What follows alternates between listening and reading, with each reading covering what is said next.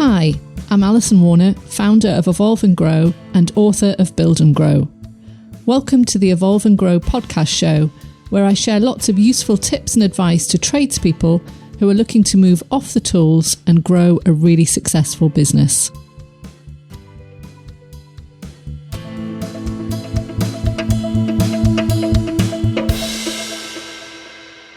Today on the Evolve and Grow podcast show, I'm delighted to be joined by Tony Donovan, Director of UKProTrades, which is a network of contractors, developers and professional tradespeople across the UK.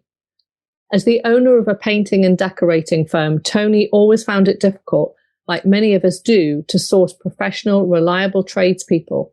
So rather than sit back and complain, he decided to do something about it.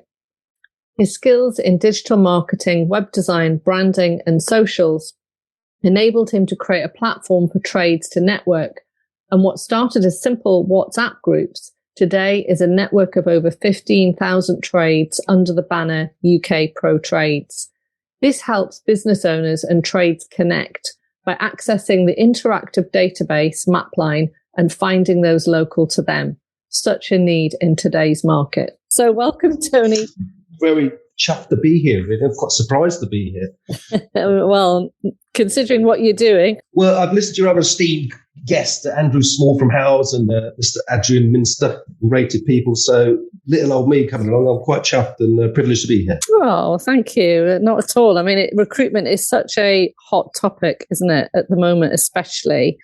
So I think to kick off, Tony, if you can just describe a little bit about your background and what led you to doing UKProTrades. Sure. So I'll go back to school, if you like. I mean, that's really where I was a bit disillusioned at school, I think. So I left without any GCSEs, nothing like that. I didn't get on too well. I didn't like the general syllabus they were sort of trying to put across the whole, plethora of the school. So I sort of left school very early and jumped into building.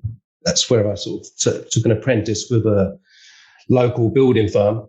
And I sort of learned all the different trades there and just loved being that hands-on practical side of things rather than sitting there learning X equals Y, which to me just didn't make sense or how that is going to help me in my life. So then I did a few stints as an operations manager and site agent. And as I was sort of apprentice building, I sort of picked up the paintbrush and really got onto the paint and decorating side of things. I thought, I really enjoy this. So like I say, stints as an operation manager and a site agent, I just couldn't find decorators out there. So I sort of started my own to do it as a natural problem solver. So I just started my own decorating company many years ago. And we're doing very well up until sort of lockdown, really. So I think that sort of brings us up to sort of now. Ah, right. So is that when you pivoted and you went from the painting and decorating business into starting up the recruitment arm? Absolutely. I mean, because I sort of sat back and I think many businesses looked at how we can adapt and how we can change with the lockdowns and COVIDs, etc. But I took a sort of deeper look at my business and what was stunting my growth.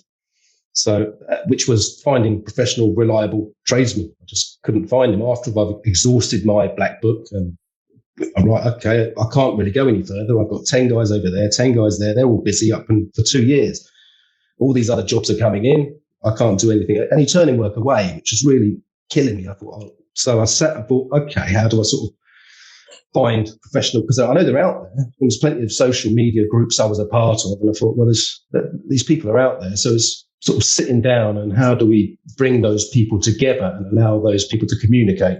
That's sort of where UKProTrades, UK Tradesmen come about. I see. And so how did it start? What was it in those early days? Basically just on a WhatsApp group. That's all it was. Yeah, it was literally just a WhatsApp group. And I sort of used my social media influence because I was sort of on there in lots of different groups and admin on certain trade groups. And so people knew my name sort of thing. So if I sort of said, hey, guys, let's jump on this WhatsApp group and communicate together and see if we can't do something, see where it goes. And I think within 2 months, we had filled 3 of them. Because of the constraints on WhatsApp, we could only fit 260 people per group. And it's quite limiting. So I ended up with 5 groups very quickly, all filled up. And they were pretty much sort of functioning on themselves, If you can just sort of describe in a nutshell what UKProTrades is. Okay, well, UKProTrades is a network of professional tradespeople. It's made up of contractors, developers, and professional tradespeople nationwide, and it gives a platform for them to communicate, in a nutshell. Okay, and presumably they're just looking for jobs, or does it offer any other benefits to them? Okay, well, I mean, like I said, I'm a contractor, so I would go on there if I'm looking for professional, reliable tradespeople for perhaps a week, maybe it's 2 weeks, or maybe it's just for one project or something that's perhaps coming up in the future. But job seekers can also go on there and connect directly with your main contractors and your developers and go and find work as well. So it's for job seekers and for contractors looking for labour. So it's a little bit like the house, but for trades, because house is connecting the homeowner, isn't it, with contractors? Yeah, we are compared to lots of checker trade and things, but we're not Mr. and Mrs. Smith looking for our bathroom to be done. Although, you know, the people using those sites that are doing well out of them are finding the labour for those sites through us, if you like. So we are just the contractor that's looking for labour, or a tradesperson looking for a contractor to work for. It's interesting because I always say, you know, the first thing that I say to my clients if they're looking to recruit is one of the best ways is to put an advert on Indeed and put a daily budget against it and move quick. That's generally what I say to people. It's so crucial that you move quick. But I also say that you're only tapping into a percentage of the market, because it's only people who are actively looking for work that will go, you know, actually search for a job. This is potentially a different way of getting in contact with people who might not necessarily be actively looking, but they're part of that community, because you're building a community there. Really. Exactly what we're trying to do. Yeah, building a trusted community where we just help each other, really. And I don't think there's any other platform that allows the tradespeople and contractors to communicate across different trades, which is very helpful also, because, you know, a plasterer is going to want a painter and decorator after him. So we can now, our site's also looking for decorators to roll on the job, you know. So we're kind of connecting together and trying to work with tradespeople that we trust. As a decorator, I want a nice plasterer before me, you know, because it makes my life a lot easier. So there is that aspect of it. But I think the response was immediate. Like I say, it really was quick. I think in 2 months we had 700 decorators. It just started decorators at first. And as the model grew, I thought, okay, let's put it across all trades, because there was a lot of demand for it. And people saying, why don't you start one for dry liners? Why not start one with plasterers? So now we have a group for every trade. Interesting. And so I know one of the questions that people will be thinking about listening to this is, how much does it cost? Well, I think it's very reasonable. We don't charge anything. It's free to join. The people that see value are happily paying a small monthly subscription. So you could pay $6.99 a job seeker, $14.99 a month is for a contractor looking to use the group to hire, or you can pay a yearly fee of £70, which gives you all access. Which is incredible value. Yeah, well, it's good value, but we're hoping to do that en masse. So we just want a lot more people to join us on this, because what we don't want to do is charging for leads and things like that. I mean, we have lead generating Facebook sites all over the country, so that we do have works for the likes of Mr. and Mrs. Smith's bathroom needs doing, etc., or extensions, which we offer to our contractors. Yeah. So your day-to-day life now must be so different to what it was like in the past of running a painting and decorating business. What does your average week look like now? Well, I do a bit of consulting. At the moment, I'm looking after 1,500 properties for a local letting agents, using the network to give work to, because what I want to offer my network and the members of it is value.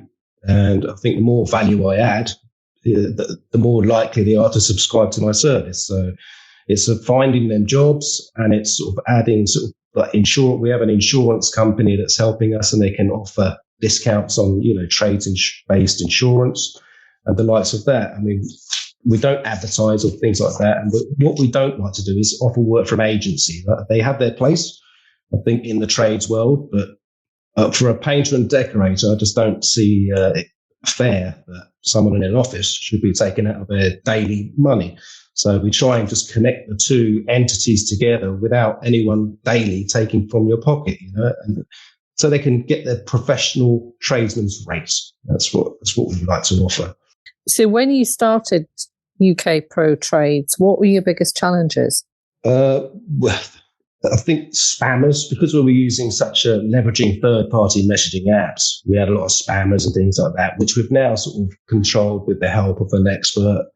But it's also weeding out the unprofessional, if you like, tradesmen. I mean, all jobs have that, aspects of people that are not as professional as others. And we'd like to come across as anyone we're sending to a contractor, that they're a professional tradesperson. So we did have an instance where we got quite a few chances, if you like. But I think now that we've held them accountable over time, and they realise that, if you do a bad job, we are going to speak to each other, and you will be held accountable. So they sort of dropped off slowly. And after sort of 10 months now, I think we've got a nice, solid team. I mean, we're still going to get it, I think, with anything, but we try to sort of mitigate that as much as possible. So we've spent a lot of time building sort of profiles on each members, if you like, and what they're good at and what they're not so good at. And so we're just trying to weed out the less professional side of the trade. But I think we've sort of got there with the fact that we're just holding them accountable. So, well, if you do a bad job, we'll let everybody know, sort of thing. Right. Okay. And so that was a big challenge. If there was a new trade signing up to say, look, I'm available and I'm looking for work, what kind of vetting process do you have in place? Well, I'll certainly do due diligence as much as any other contractor would. References. I want to see photos of their previous work, and we just try and give them a contractor that we know, and to say, can you just keep an eye on this person? And they just build up their profile like that, really. So in their local area, we'll send a decorator to one of our members that is a contractor, who can then give us feedback on how they operate and how they work. I understand you've got quite a bit of knowledge in marketing and digital marketing. Is that correct? That enabled you to start the app and all this service, or did you go outside to get that expertise? No, I've done everything myself. I've done the website. I'm not a web designer. I'm not a marketer. I'm just a decorating contractor. There's a bit of a builder, really. But I've gone out. Yeah, I've sort of created my own brand and created my own website and just done every single thing myself, because I really wanted that control over it all, really. So I've done everything. So no, I've not gone outsourced anything at all. I've done everything myself. I don't know about flair in marketing. I do like the accolade. It was asking a question on email. I thought, that's nice, but I don't know, perhaps very artistic kind of person, but it's just knowing the trade, I think, and knowing what people want. And I think what they want in my world is short-term price work. That's what my members want. They want somewhere they can jump in for 3 or 4 weeks, keep themselves busy, earn as much as they could possibly earn out of it because of their own hard work, and then jump onto the next job. They're not very stagnant kind of people. We just like to go on, do a great project and do another one. So it's understanding what they want and sort of giving it to them by the bucket load. Well, what you've just said there is a famous, I don't know if you've come across Keith Cunningham at all. He's what you've said there is something that he says all of the time. So he's a very he's quite big in the mentoring world in the States. Written a few books, and he's a business expert. And he says, as long as you stay close to your market, you continually ask, what is it that you want? And you give it to them, not necessarily what they need. You give people what they want. And then you can give them what they need later. You'll never be out of business. I mean, what you've said there is, it's so simple, but actually that's the trick, isn't it? So many people fall in love with their business idea and their product without perhaps checking first if it's wanted by the market. I've lived the pain point. I certainly have. I just can't find professional, reliable trades. And I've been at the other end where I'm looking for a job. I mean, where do I go? I can go to Indeed, and I think as a contractor, using things like Indeed is a bit slow for me, and it's a bit unknown entity, whereas this is immediate. What my network really is good at is if someone's up against it, or you've suddenly got a big job on and you need somebody instantly, we've got that instant, there's your man, and he'll be there tomorrow. You know, we can get any trade anywhere in the country tomorrow. You know, if the money's right, we'll get them there. The money's a professional tradesman's rate. We can get them anywhere, really. So any trade, anywhere, anytime. It's kind of our mantra. And so what would you say, because what's going through my mind, and I've got to mention it, is I know some people would say to me, well, how come they're not busy? If they're good at what they do, then they should be busy. What would you say to that? I would say certainly during COVID and lockdowns, people just got so many cancellations and things like that. And having that's 15,000 members. There's always somebody out there that's just coming to the end of a job, or there'll always be somebody that's had a cancellation, or I can move things around, squeeze that in, and still earn my money. So I think it's having a lot of journeymen amongst us that can easily just pick up a job at very short notice. Just going back to what we were just talking about before. I mean, I think you're being incredibly modest, because yes, part of any business is about connecting or solving a problem, isn't it? And solving a need in the market, which obviously you're doing. But that's separate from building websites and building apps. I'm sure there's many trades out there, and myself included, that I wouldn't know where to start. I wouldn't have the patience either to learn. So how did you go about learning how to build an app, for example? Well, I've not really built an app in some respect. I'm leveraging a third-party messaging app. I mean, I could build an app. I've started building an app, but I've still not got quite to it. But I just don't think I'm ready for an app, to be honest. So, like I say, we're not even a year old yet. I just think everyone thinks, let's get an app and just throw everything on an app. There's plenty of apps out there that are kind of doing the same thing, but I don't think they've got the network and the structure built around them yet. And I think we need to make sure that is solid and we've got a functioning machine before we introduce, okay, everyone jump on this app and just start using that. What we've got at the moment is working. We've got proof of concept and it's monetized, albeit very little bit of, but, we are getting some, it's paying for itself. So, okay, I can't build an app, but I can build a website. Just had a look and got on with it, really. And how many people are there helping you at the moment? Have you got others in the team? Yes, me at the moment. My son helps me out a little bit. He does a bit of admin on all the various groups, because obviously, like I say, with the constraints on WhatsApp, it's like 260, but obviously we've got about 15. It's hard to know the exact numbers, but we're looking at about 15,000 members across hundreds of different WhatsApp groups. So we've tried to, with the Telegram, bring that all together where we can fit 100,000 people into one group, and it's much more easier to control.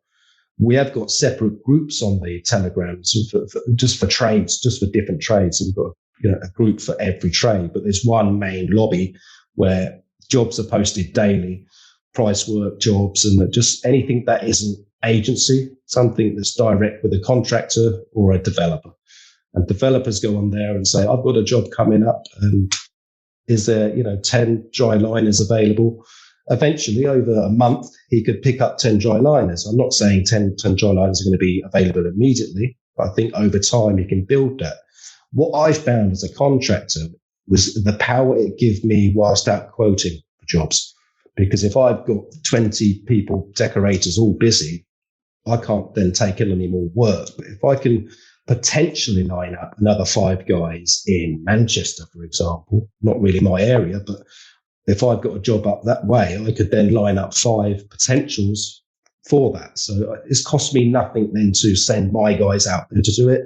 I've just potentially lined up guys ready for if the button's pushed, so it's quite powerful whilst out quoting. Yeah, absolutely. I mean, I think the restraints on labour, without a doubt, stunt the growth of many businesses. Because in my experience, what I tend to see is that they win the work and then they're scratching around trying to find people. And then obviously what then happens is their own team of contractors know that they're desperate. And so they've kind of got them over a barrel, really. And so they put up with behaviour that they wouldn't necessarily do if they knew that they had a steady stream of other people waiting in the wings. So this could be, because you say you've only really been going a year. Yeah, November. We start end of November, so 10 months. This could be huge. Tony, I can see once the word gets out even more. So in your view, why do you think we have such a skills shortage in the UK? Yeah, I don't think Brexit's helped matters, because, as a decorator, we had a lot of the Eastern Europeans working for us on many sites, but I think that's been a factor. But I think there's a lot of demand, isn't there, at the moment I think certainly with housing sites. I live in Bedford, just surrounded by new build housing sites around us, the same as any town. So there's a lot of demand there. I think COVID, it didn't really affect me, COVID, because we did a lot of site work and construction continued. But I do think that people have been in lockdowns and they've not been going on holiday, etc. So they've got that surplus funds to perhaps do up their house a bit more and make where they're sort of could be stuck in again a bit more nicer. So I think demand's gone through the roof. I just don't think there's also youngsters getting into the trade world for whatever reason that may be. I jumped into it just because I wanted a job, and I just sort of found it by luck, really. But I think they need to be encouraged a lot more and perhaps see the benefits of, because, the money can be really good if you know what you're doing and you can work for yourself, and they need to show these benefits to the youngsters, I think, to say, look, this is a very nice sort of, you can build your own sort of, world around you. It's up to you. You can have all the power. Absolutely. And I think, this is something I talk about frequently with so many guests on the show. And you kind of touched on it earlier, talking about your background and your education at school, your experience at school. And I think, sadly, it still is the case, I think, in schools in this country, that if you're not academic, then it's almost, oh, well, you'll just have to go and be a X, a builder or a plumber. And it's so wrong. And, you're right. You can have such a lucrative career building a business. You'll never be without of work. No. Yeah, if you get a good trade behind you, you will always be in work. And I think it's even more prevalent now because there's so much work out there. I can't see it ever changing, really. We're still going to need houses to be built, etc. I just think the youth, the students really need to see the benefits before, like you say, they think, oh, you'll have to be that because you're not this. Well, go and be that. I think go and be a plumber or an electrician or a painter and decorator. I just think they need help knowing there's a future for them in that world, and then the continued sort of, as they leave their studies, to be helped along the way. I just think they get dumped on a site sometimes. I think 20% of people learning painting and decorating in colleges only end up on a site, and even half of them don't really make it. I think they need continued help throughout their young careers in this trade sector. Yeah, like we all do, and that's another thing I talk about with clients frequently around, when you start building a team, your time really needs to be spent probably 2-3 days of the week out on site, working alongside them, or at least observing what they're doing and mentoring them and bringing them up to your standard. Fantastic people don't grow on trees, but there's some fantastic potential out there that can be developed. So what is this? What we're talking about there really is the education system and the schooling system and how the industry perhaps is sadly still perceived. What do you think the solution is to that? I think we should just to be encouraging young students, inspiring them, educating them correctly, and show them the benefits of learning a trade and show how much they can earn out of it, what's in it for them. I just think it needs a lot more mentoring and a lot more assistance with, okay, you're learning at school this and in your college, let's go and give you a much more experience on site and be watched over and helped and assisted and encouraged, and perhaps even help with, look, how to start your own business and how to manage the money and how to be self-employed. I think that's lost to young people. Is that I can be self-employed? Yes, of course you can. You can absolutely be self-employed. Obviously, learn first, and then you can go out and the world is your oyster. Yes, absolutely. You could travel with it. It's a skill that you'll never lose, isn't it? So what advice would you have for a trade business owner that's finding it difficult to recruit? Well, I mean, that's a pain point for myself for many years. I think you've got, in my opinion, I had a few options. It was like a job site, Indeed, etc., which can be expensive, timely, and you never know who you're actually going to get. I mean, you can sit down and have a chat with them all day long, but until they've actually got, in my point, is a paintbrush in your hand, we don't know how good you are. But it was slow, and agencies was another option. It cost me a lot of money over the years, and expensive agencies. So I've got a bit of a bugbear with them guys. I mean, don't get me wrong, they've got their place in certain fields, but I just don't think paint and decorating's it. But they're so expensive, and again, unknown entities getting from them, really awful. And they're charging me, I think, £30 an hour for a moron. No. So it cost me a fortune. But then there's Facebook again, which I see people using a lot, and it was sort of the basis why I've sort of started things as well, because it was so slow. I see people putting on groups that I admin on there, and the trade groups, and I need someone tomorrow, I need someone today, I've been let down. And you think, it was 3 days later, I keep an eye on these things, and it was 3 days later they got someone reply, yep, I'm available. So too late, mate. It was like, now, when we're in trouble, right? So so the other option is UK Tradesmen. There's your fourth option. That's what advice I'd give people. Jump on it, have a look, of course, and have a look and see how instant it can be and see how it can help you. So just mention the different sites that you have. So you've got UKProTrades.com, but you mentioned there UK Tradesmen. Is that the Facebook?